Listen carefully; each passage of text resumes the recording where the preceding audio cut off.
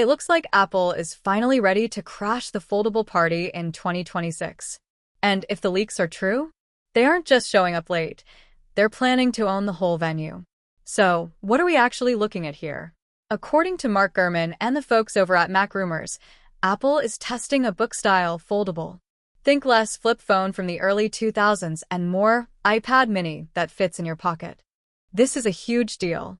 It means when you close it, it's a normal iPhone. But when you open it, you have a tablet.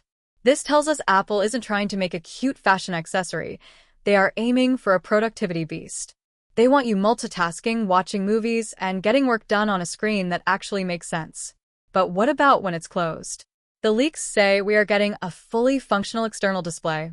None of that tiny widget screen nonsense where you can only see the time and maybe the weather if you squint. We are talking about a screen that offers a standard iPhone experience, just slightly more compact. You can text, snap photos, control your Spotify, do everything you need to do without ever opening the device. It's about convenience, not making you work for it. Under the hood, this thing is rumored to be a monster. We're hearing about an A20 Pro class chip. That means next-level speed and serious power for Apple Intelligence. And battery life? That's usually the Achilles heel of foldables, right? Well, Apple is apparently using a split battery system, two cells working together to balance the weight and maximize capacity. We might even see up to 5,500 milliamp hours. In non-geek speak, that is a lot of juice. Of course, none of this matters if the phone breaks the first time you look at it wrong.